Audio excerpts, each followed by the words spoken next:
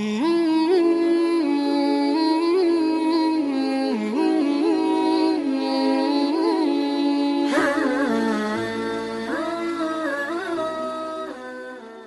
الحمد لله نحمده ونستعينه ونستغفره ونؤمن به ونتوكل عليه ونعوذ بالله من شرور أنفسنا ومن سيئات أعمالنا من يهده الله فلا مضل له ومن يضلل فلا هادي له وأشهد أن لا إله إلا الله وحده لا شريك له وأشهد أن سيدنا ونبينا محمدا عبده ورسوله أما بعد فإن خير الحديث كتاب الله وخير الهدي هدي محمد صلى الله عليه وسلم وشر الأمور محدثاتها وكل محدثة بدعة وكل بدعة ضلالة وكل ضلالة في النار. أعوذ بالله من الشيطان الرجيم من همزه ونفثه ونفخه. بسم الله الرحمن الرحيم. يا أيها الذين آمنوا اتقوا الله حق تقاته ولا تموتن إلا وأنتم مسلمون. يا أيها الناس اتقوا ربكم الذي خلقكم من نفس واحدة وخلق منها زوجها وبث منهما رجالا كثيرا ونساء واتقوا الله الذي تساءلون به والأرحام إن الله كان عليكم رقيبا. يا أيها الذين آمنوا اتقوا الله وقولوا قولا سديدا يصلح لكم أعمالكم ويغفر لكم ذنوبكم ومن يطع الله ورسوله فقد فاز فوزا عظيما. وقال الله عز وجل في موضع آخر في كتاب المجيد قال إني عبد الله آتاني الكتاب وجعلني نبيا وجعلني مباركا أينما كنت وأوصاني بالصلاة والزكاة ما دمت حيا. معزز سامعین، قابل قدر بزرگوں، نوجوان ساتھیوں، پردہ نشین مائیں اور بہنیں، سب سے پہلے تمام طرح کی تعریف، حمد و ثنا، بڑائی اور کبریائی اللہ رب العزت کے لیے لائق اور زیبا ہے، جو سارے جہان کا خالق و مالک ہے، جو اپنی ذات میں، اپنے اقوال میں، اپنے صفات میں، اپنے ناموں میں، اپنے فیصلوں میں یکتا ہے، بے مثال ہے، اس کا کوئی ساجھی، شریک اور ہمسر نہیں، وہی تنہا عبادت کے لائق ہے۔ بعدہ درود و سلام ہو تمام انبیاء اور رسل پر، بالخصوص ہمارے آخری نبی احمد مجتبیٰ محمد مصطفیٰ صلی اللہ علیہ وسلم پر، جنہیں اللہ رب العزت نے اس امت کا ہادی، قائد اور رہنما بنا کر مبعوث فرمایا، اور انہوں نے پوری امانت داری کے ساتھ اللہ رب العزت کے پیغام کو اس انسانیت تک پہنچایا۔ سامعین کرام، خطبہ مسنونہ کے بعد میں نے آپ کے سامنے سورۃ مریم کی 2 آیت تلاوت کی، جس میں اللہ رب العزت عیسیٰ علیہ السلام کے قول کو نقل کرتے ہوئے کہتا ہے کہ عیسیٰ علیہ السلام جب اللہ رب العزت نے انہیں بولنے کی صلاحیت دی اور وہ گود میں ہی تھے، تو انہوں نے کہا انی عبد اللہ، میں اللہ کا بندہ ہوں، آتانی الکتاب، اللہ رب العزت نے مجھے کتاب عطا کی ہے، وجعلنی نبیا، اور مجھے نبی بنایا ہے۔ پھر کہا وجعلنی مبارکا اینما کنت، مجھے بابرکت بنایا ہے، جہاں بھی میں رہوں، جس علاقے میں رہوں، جس خطے میں بسوں، جہاں کہیں بھی رہوں مجھے بابرکت بنایا ہے، اور مجھے نماز کی اور زکوٰۃ کی وصیت کی ہے جب تک کہ میں زندہ رہوں۔ اس میں جو محل شاہد ہے اور جو میرے خطبے کا موضوع ہے، وَجَعَلَنِي مُبَارَكًا أَيْنَمَا كُنْتُ، کہ اللہ رب العزت نے مجھے بابرکت بنایا ہے، خیر والا بنایا ہے، جہاں کہیں بھی میں رہوں۔ امام مجاہد رحمہ اللہ اس آیت کی تفسیر میں نقل کرتے ہیں کہ اس سے مراد یہ ہے کہ وَجَعَلَنِي مُبَارَكًا یعنی نفعاً، کہ اللہ رب العزت نے مجھے ایسا بنایا ہے کہ جس کی ذات نفع بخش ہو، مفید ہو، لوگوں کے لیے فائدہ پہنچانے والی ذات ہو۔ اور یہی میرے خطبے کا موضوع ہے کہ آج ہم جس طرح کی زندگی گزار رہے ہیں، آج ہماری فکر و نظر، ہماری سوچ صرف اپنی ذات تک محدود ہے۔ کسی دوسرے کے لیے جینا، کسی دوسرے کے کام آنا، کسی کو اپنی ذات سے فائدہ پہنچانے کی کوشش کرنا، یہ وہ ساری چیزیں ہیں جو تقریباً ہم سے، ہمارے سماج سے اٹھ چکی ہے۔ ہماری سوچ اور ہمارے عمل کا محور صرف اور صرف ہماری اپنی ذات ہوتی۔ سوچتے بھی ہیں تو صرف اپنی ذات تک، کام کرتے بھی ہیں تو صرف اپنی ذات تک، یا پھر ہمارے بیوی، ہمارے بچے، بس یہی ہمارا دائرہ فکر ہے اور یہی دائرہ عمل ہے کہ میری زندگی میرے لیے ہے، میرے بچوں کے لیے ہے، میری بیوی کے لیے ہے بس۔ پھر میرے بغل میں کوئی بھوکا سو رہا ہے، میرے بغل میں کوئی پریشان حال ہے، میرے بغل میں کوئی مصیبت سے دوچار ہے، مجھے اس سے کیا لینا دینا، میرا اس سے کیا واسطہ؟ وہ مجھ تک وہ چیز نہیں آئی تو پھر جانے دو، اس تک جو ہے وہ دیکھے، وہ سمجھے، وہ جانے۔ مجھے جو سوچنا ہے وہ مجھے اپنی ذات کے تعلق سے سوچنا۔ ہماری زندگی اس مادہ پرست دور میں ایک مشین جیسی بن گئی ہے، ایک مشین کی طرح ہم زندگی گزار رہے ہیں، ایک روٹین پہ ہم چل رہے ہیں، بس صبح سے لے کر کے شام تک صرف اپنی ذات، اپنا عمل، اپنا فائدہ، اپنا مفاد، بس یہی ہماری زندگی کا محور۔ جیتے ہیں تو صرف اپنے لیے، مرتے ہیں تو صرف اپنے لیے، کسی اور کے لیے ایثار و قربانی، کسی اور کے لیے رواداری، کسی اور کے لیے ہمدردی، کسی اور کے لیے تعاون کا جذبہ، یہ ہم سے اور ہمارے دلوں سے، ہمارے سماج سے، سب جگہ سے مفقود۔ ایک مشین والی زندگی، جبکہ اسلام اس بات کی قطعی طور پر مذمت کرتا ہے کہ آپ صرف اپنی ذات تک سوچیں، آپ صرف اپنے لیے جیے، بلکہ اسلام کی یہ ترغیب ہے، یہ بنیادی تعلیمات میں سے ہے کہ آپ مفید بنیے، آپ نافع بنیے، آپ اپنی ذات کو لوگوں کے لیے نفع بخش بنائیے کہ آپ کی ذات سے لوگوں کو کیا فائدہ پہنچ سکتا ہے۔ ان احسنتم احسنتم لانفسکم، اگر تم اچھا کرتے ہو، کسی کے کام آتے ہو، کسی کے لیے دوڑتے ہو، کسی کے لیے بھاگتے ہو، کسی کے لیے محنت کرتے ہو، کسی کی مصیبت کو دور کرنے کے لیے پریشان رہتے ہو، تو سمجھو اپنے لیے کرتے ہو۔ تو ان احسنتم احسنتم لانفسکم، بھلائی کر رہے ہو لوگوں کے ساتھ میں تو یقین مانو یہ تم اپنے لیے بھلائی کر رہے ہو۔ ان اللہ یأمر بالعدل والاحسان، ہر خطبہ جمعہ میں یہ آیت پڑھی جاتی، ان اللہ یأمر بالعدل والاحسان وایتاء ذی القربى، کہ بے شک اللہ رب العزت تمہیں حکم دیتا ہے کہ تم عدل و انصاف سے کام لو، عدل و انصاف کے ساتھ میں زندگی گزارو، اور یہ حکم دیتا ہے کہ تم لوگوں کے ساتھ میں حسن سلوک کرو۔ ہر جمعہ میں یہ آیت پڑھی جاتی، ہر جمعہ میں اس بات کی ترغیب دلائی جاتی کہ ہماری اپنی زندگی صرف ہماری ذات تک محدود نہیں ہونا چاہیے، بلکہ اپنی ذات کو لوگوں کے لیے نفع بخش بنانا چاہیے۔ کسی کے پاس مال ہے، کسی کے پاس عہدہ اور منصب ہے، کسی کے پاس واسطہ ہے، کسی کے پاس تعلقات ہے، کوئی شخص کس کے کام کیسے آ سکتا ہے، کوئی کسی کو مالی اعتبار سے فائدہ پہنچائے، کوئی کسی کو اپنے تعلقات سے فائدہ پہنچائے، کوئی کسی کو اپنے تجربے سے فائدہ پہنچائے۔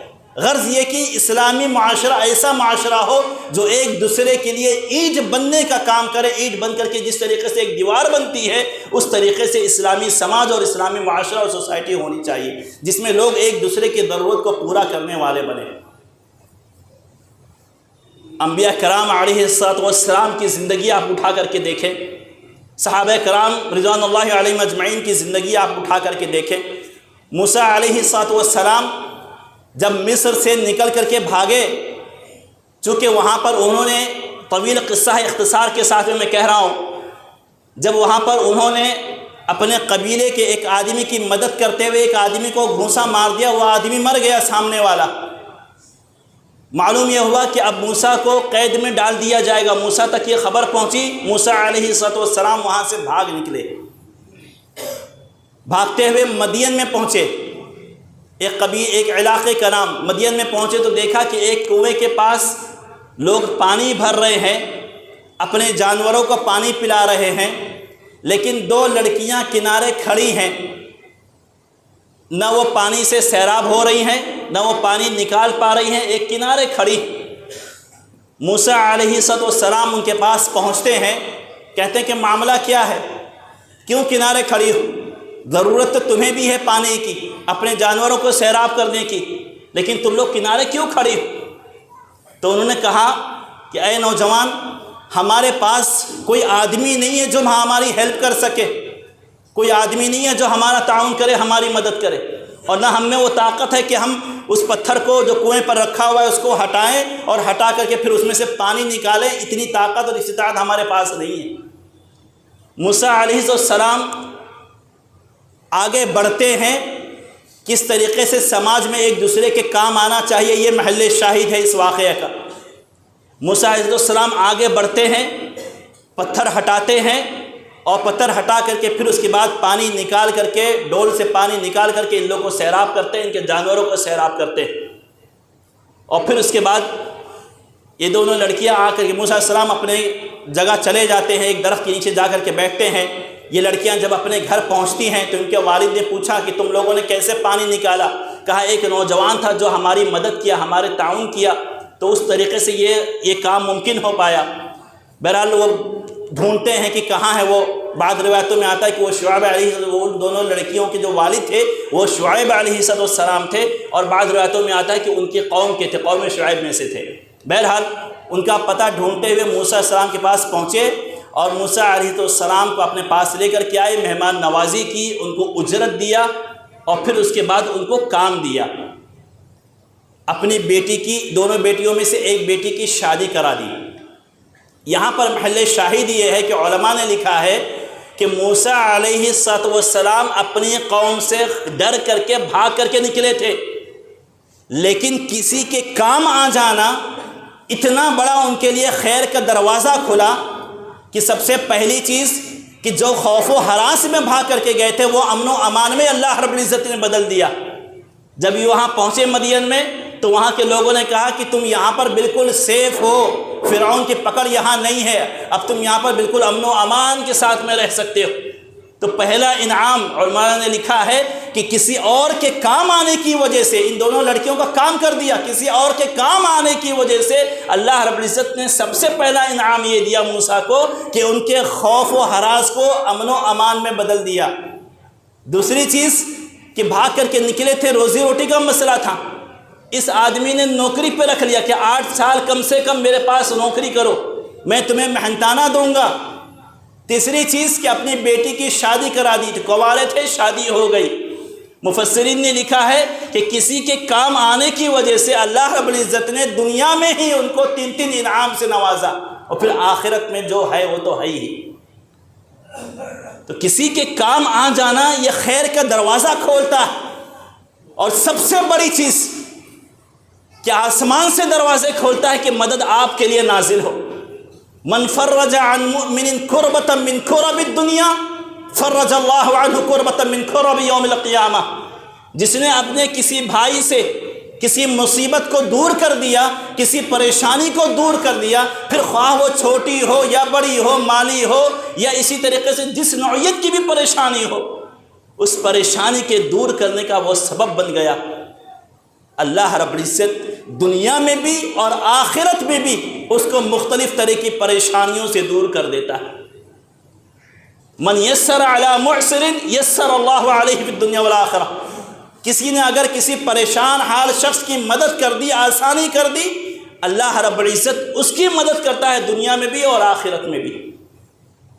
اللہ کے رسول صلی اللہ علیہ وسلم کی زندگی آپ اٹھا کر کے دیکھیں، جب پہلی وحی آئی اور آپ گھبرائے ہوئے حضرت خدیجہ رضی اللہ تعالیٰ عنہ کے پاس آئے، تو حضرت خدیجہ رضی اللہ تعالیٰ عنہ نے آپ کو تسلی دی، تو آپ تسلی میں دیکھیے کیا جملے انہوں نے استعمال کیے.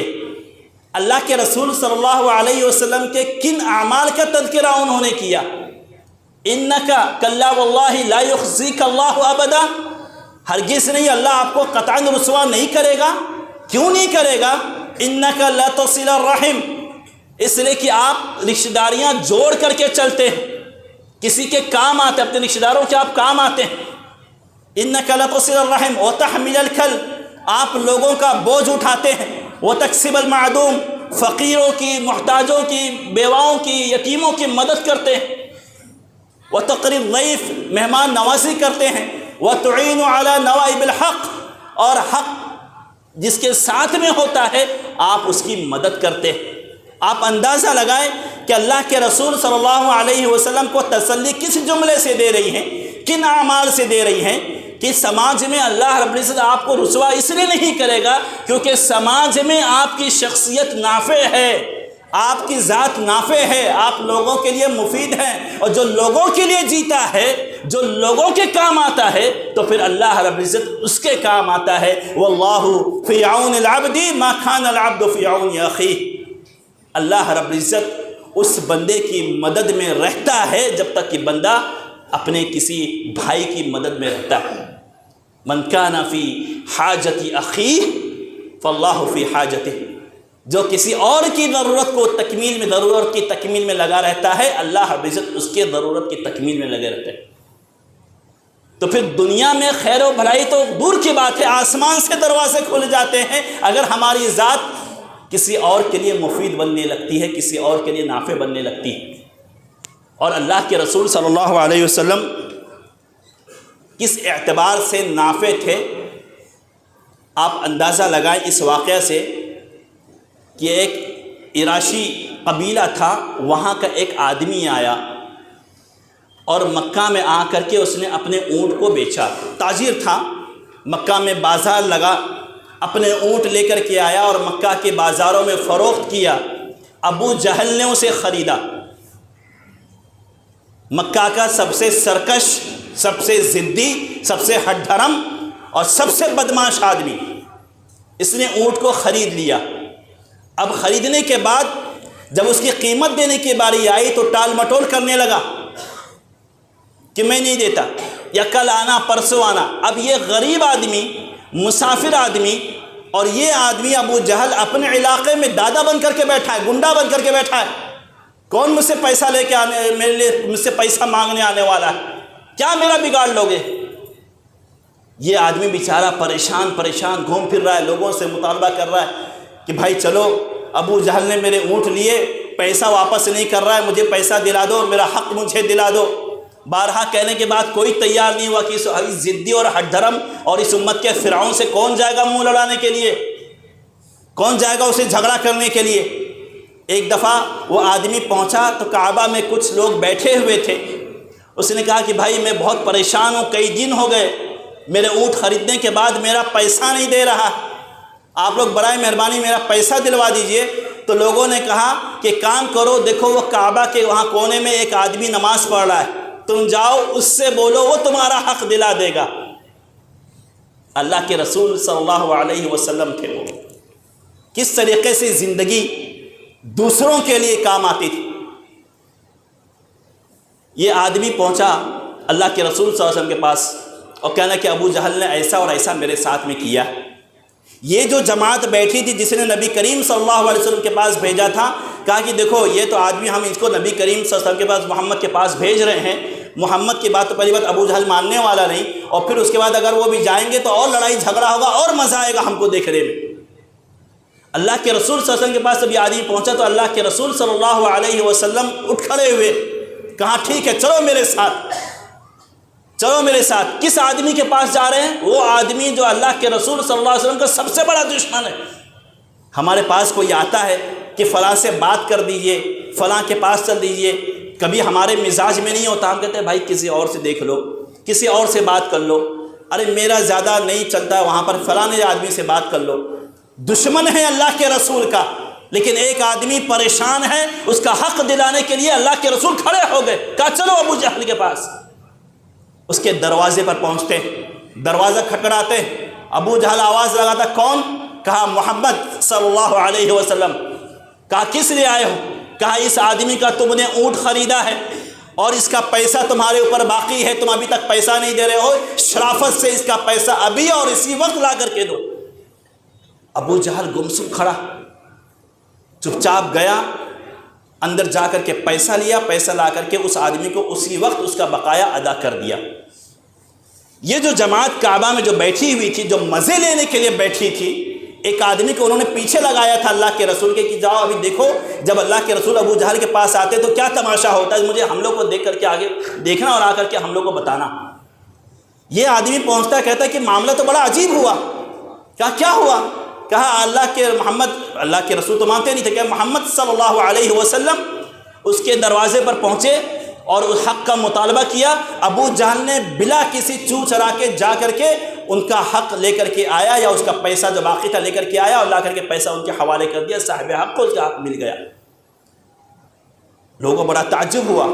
پھر ابو جہل جب اپنے گھر سے نکل کر کے اس مجلس سے پہنچتا ہے تو لوگ پوچھتے ہیں کہ ابو جہل تم تو بڑا کہتے ہو کہ محمد صلی اللہ علیہ وسلم کو یہ کروں گا وہ کروں گا، ایسا ستاؤں گا ایسا پریشان کروں گا، تم اتنا ڈر گئے کہ محمد صلی اللہ علیہ وسلم تمہارے دروازے پر پہنچے اور بلا کسی چو چرا کے تم نے صاحب حق کو حق لا کر کے دے دیا ان کے بولنے پر؟ کہا کہ اللہ کی قسم جب میں دروازہ کھولا تو میں نے دیکھا کہ محمد صلی اللہ علیہ وسلم کھڑے ہیں اور ان کے پشت سے ایک اونٹ میری طرف دیکھ رہا ہے، جس کا منہ عام اونٹوں کی طرح نہیں تھا، جس کی گردن عام اونٹوں کی گردن کی طرح نہیں تھی، عجیب خوفناک شکل والا اونٹ تھا۔ مجھے ایسا لگا کہ اگر میں اس بندے کا حق نہیں لوٹاؤں گا تو یہ اونٹ جو محمد صلی اللہ علیہ وسلم کے پیچھے کھڑا ہوا یہ اونٹ مجھے کھا جائے گا، لہذا بلا کسی چو چرا کے میں مرعوب ہو گیا، ڈر گیا، میں نے لا کر کے اس کا حق تھا اس کو لوٹا دیا۔ بہرحال اس واقعہ کو ذکر کرنے کا مقصد یہ ہے کہ زندگی کیسے دوسروں کے لیے جی جاتی ہے، کیسے کسی اور کے لیے کام آیا جاتا ہے۔ پھر ہمارے اپنے تعلقات، ضروری نہیں ہے کہ ہم کسی کو مالی اعتبار سے ہی مدد کریں، ہمارے تعلقات ہیں، ہم اپنے تعلقات کا استعمال کریں۔ ہمارے پاس اور دیگر واسطے ہیں، ہم دیگر واسطوں کا استعمال کریں۔ چھوٹی چھوٹی خوشیاں کسی کے گھر میں ہم داخل کر سکتے ہیں، چھوٹی چھوٹی خوشیاں ہم کسی کے لیے کسی کے خوشیوں کے ذریعہ بن سکتے ہیں۔ احب الناس، اللہ کے رسول صلی اللہ علیہ وسلم فرماتے ہیں احب الناس الی اللہ انفعہم للناس، سب سے محبوب اللہ کے نزدیک وہ ہے جو لوگوں میں سب سے زیادہ نافع ہو، جس کی ذات سب سے زیادہ لوگوں کو فائدہ پہنچانے والی۔ اور اسی طریقے سے جگہ آپ نے فرمایا احب الاعمال الی اللہ عز وجل سرور تدخلہ فی قلب مسلم، اللہ رب العزت کے نزدیک سب سے پسندیدہ عمل یہ ہے کہ ایک خوشی تم کسی مسلمان بھائی کے دل میں ڈال دو کہ تمہاری ذات سے اس کو خوشی مل جائے، یہ سب سے محبوب عمل۔ او تکشف عنہ کربہ، یا تم اس کی کسی مصیبت کو ہٹا دو، او تطرد عنہ جوعا، یا کسی بھوکے کو کھانا کھلا دو، او تقضی عنہ دینا، یا کسی کے قرض کو پورا کرنے میں تم مدد کر دو۔ یہ اللہ رب العزت کے ہاں سب سے محبوب عمل ہے، اور اسی کو سامنے رکھتے ہوئے صحابہ کرام نے زندگی بتائی۔ حضرت عمر رضی اللہ تعالیٰ عنہ ایک دفعہ رات کی تاریکیوں میں نکلے، حضرت طلحہ رضی اللہ تعالیٰ عنہ دیکھتے ہیں، کہتے ہیں کہ عمر رضی اللہ تعالیٰ عنہ کہاں جا رہے، ذرا میں دیکھو تو صحیح، تو دیکھتے ہیں کہ عمر رضی اللہ تعالیٰ عنہ ایک گھر میں داخل ہوئے، کچھ دیر وہاں رہے، پھر اس کے بعد وہاں سے نکل گئے۔ حضرت طلحہ رضی اللہ تعالیٰ عنہ جو پیچھے پڑے ہوئے تھے کہ دیکھو کہاں جاتے ہیں، صبح ہوئی فوراً اس گھر میں داخل ہوئے، دروازہ کھڑایا گھر میں داخل ہوئے تو دیکھتے ہیں کیا گھر میں ایک بوڑھی عورت، ایک بوڑھی لاچار ضعیف عورت بیٹھی ہوئی، نابینا ہے، اپنا کام بھی خود سے نہیں کر سکتی۔ پوچھتے ہیں کہ اے ماں یہ جو آدمی آتا ہے تمہارے یہاں یہ کس لیے آتا ہے؟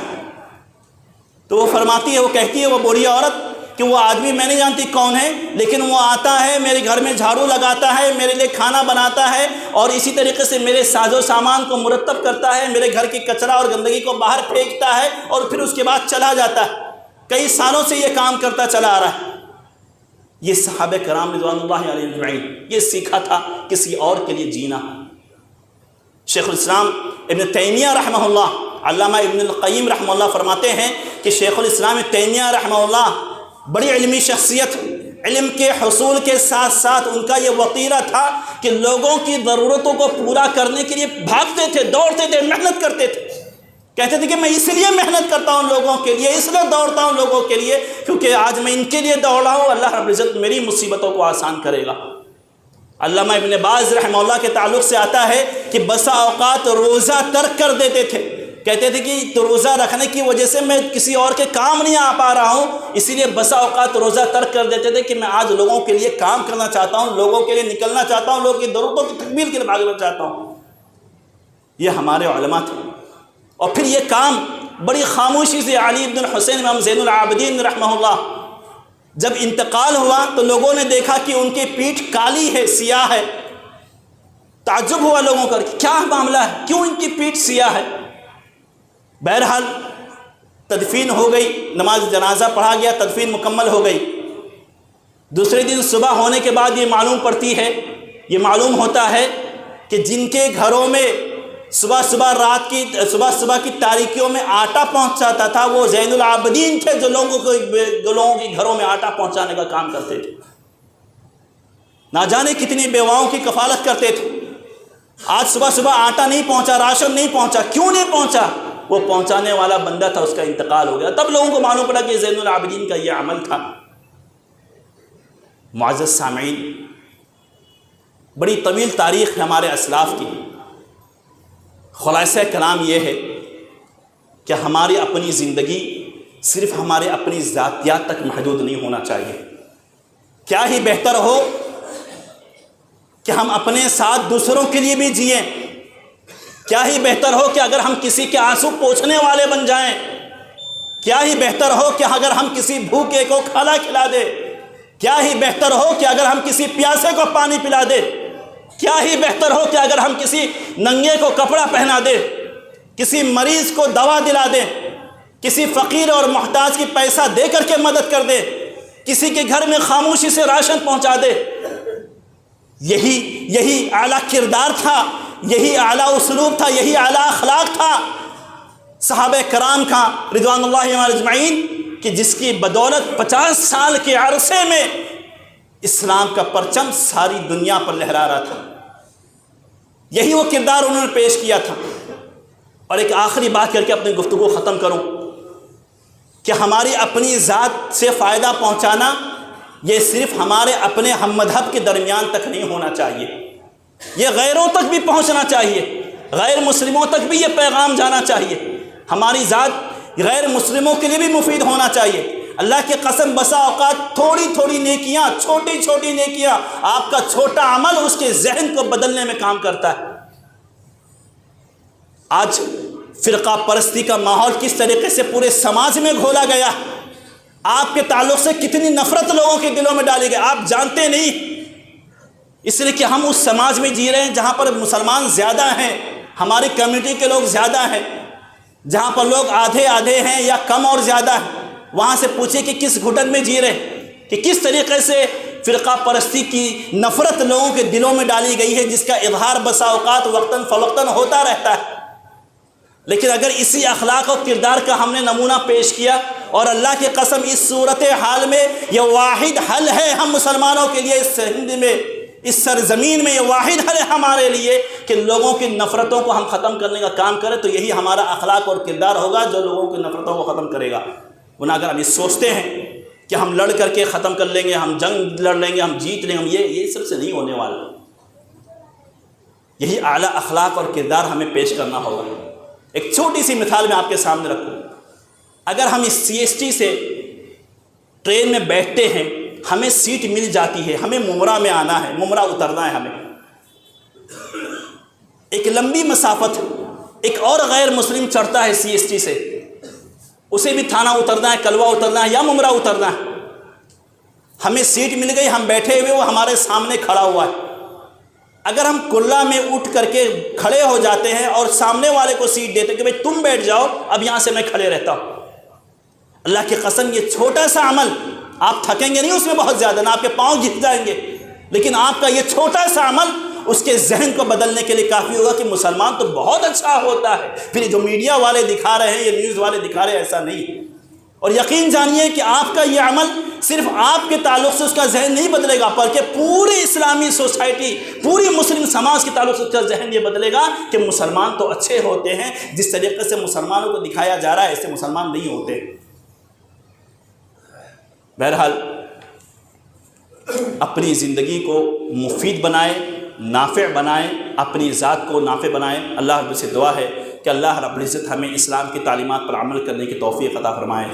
اللہ رب العزت ہمیں اپنی امت کے لیے، اپنی قوم کے لیے، اپنے لوگوں کے لیے اور تمام پوری انسانیت کے لیے اللہ رب العزت ہمیں مفید اور نافع بنائے۔ اقول قولی ھذا واستغفر اللہ لی ولکم السائرین من کل ذنب فاستغفروہ انہ هو الغفور الرحیم۔